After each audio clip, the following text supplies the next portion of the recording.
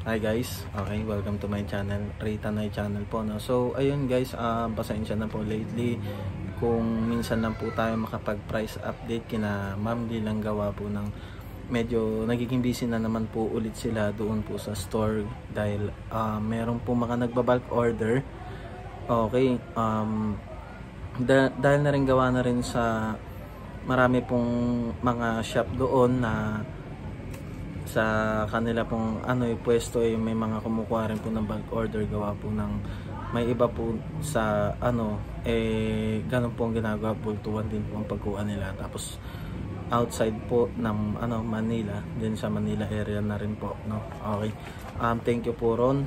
So ayun guys, no, may mga nakita lang kasi ako doon sa mga price ng mga brand new.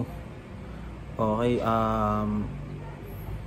kasi last week or last week may nakita po ako sa mga Apple Store na rin, ganun din sa mga tinatawag natin na mga retailer.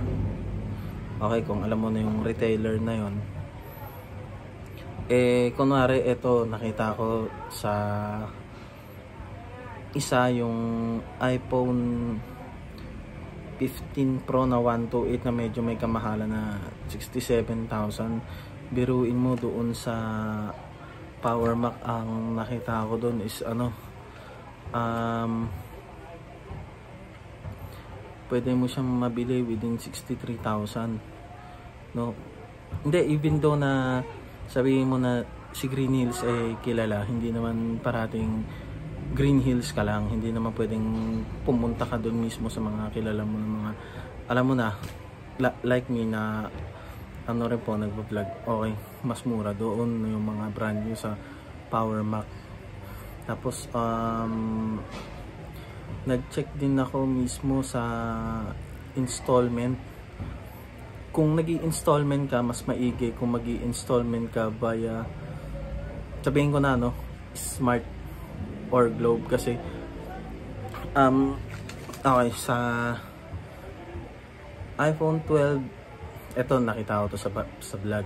Okay, yung nakita ko, napapansin ko kasi yung brand new na iPhone 12 to, no?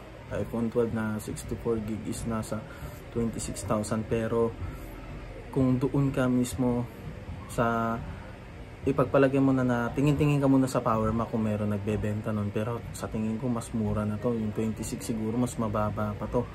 Tapos kung mag-i-installment ka via Smart or Globe, yung 26 mo bali mas mababa pa yun ng 4.5. So wag kang palilin lang. Tapos may mga nabasa rin ako sa mga Facebook page, kunwari si iPhone 13 doon sa Green Hills na 128 is 34,000. Doon sa mga binanggit ko, mura na lang talaga yon. Siguro doon sa Power Mac yung iPhone 13 na 128 na 37,000 ata o 37,000 is nasa 33. Yung nabasa ko doon mismo sa FB page na yun, wag kayong palilin lang mismo doon sa brand new ng doon, kasi hindi lahat ng brand new ganun talaga yung presyo. Halos parang pumatong ata ng 4 hanggang 5 beses kalahati. Pero pag doon ka sa Power Mac, yung iPhone 13 na pagpaliban mo na 128 ata o 256, sabi daw doon sa comment is nasa lang 33,000 biruin mo. Tapos yung nakita ko doon sa video vlog na iPhone 13 na sa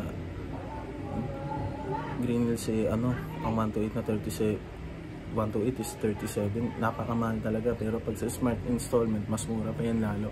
Tinuturuan ko na kayo guys, kasi napapansin ko gusto nyo bumili doon mismo sa Green Hills sa mga brand new. Tapos pagdating naman doon din mismo sa pre-owned unit, okay, medyo talaga may kamahalan din. Biruin mo yung iPhone 15 Pro na 128 57 to 58k doon sa mga ano kilala na vlogs pero pag binili mo yan mismo doon sa pinag-aanuan ko ng or doon sa mismong sa hindi ko pa binablogan doon sa Facebook page, mas mura to ng ano. Siguro itong yung iPhone 15 Pro na 128, 57 to 58k, siguro doon sa Facebook page na nabasa ko is ano to, 52 to 53,000 no.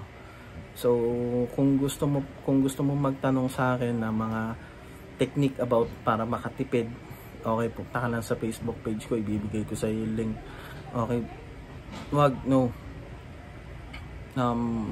risky yung mga nakikita ko. Talagang sabi ko, nakikita ko pa doon sa mga comment, ay bibilin ko yan, hindi, no, mahal, masyadong risky. Wag kang bibili ng mga ganong presyuhan kasi hindi mo alam. Kay Power Mac mas 3 o 4 na beses pa yung mas binababa ron, sa totoo lang. Kasi nung last time na tumingin ako doon, lalo na doon sa may SM Makati or Mega Mall or kahit doon mismo sa Power Mac doon sa may Green Hills, napakamura talaga.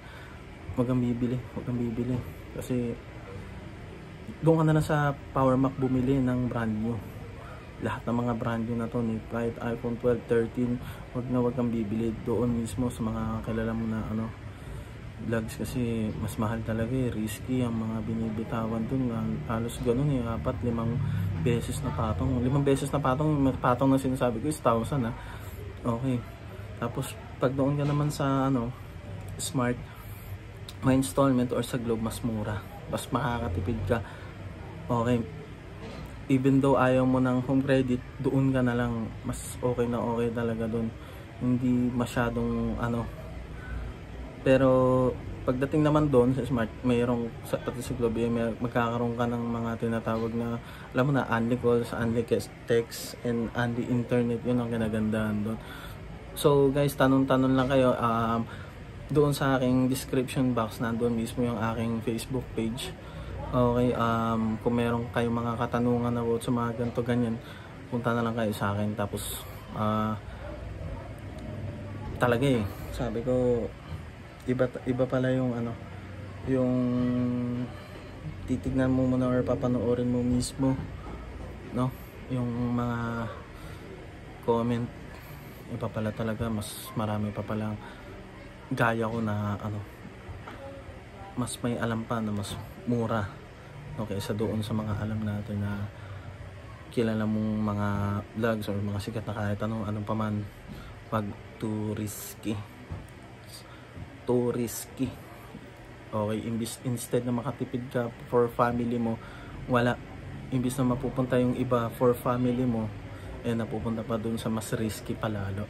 So ayun guys, no, stay tuned nga lang sa mga susunod natin na mga vlogs, no. So pupunta tayo doon sa Life Homes, doon mismo yung ang pre-owned na, yung mas kilala mo pa na ibang kilala mo pa ng mga vlogs. Doon mismo biruin mo ang mga pre-owned na mga iPhone 15 Pro na lang, kunwari yung 128 is 57 to 58k. doon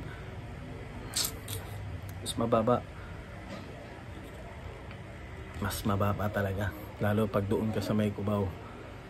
Mas mura talaga doon, kasi comment ka na lang sa akin, nandyan na yung description box nasa baba. Tapos subscribe mo na rin ako, tapos like and follow ka na rin doon mismo sa aking Facebook page.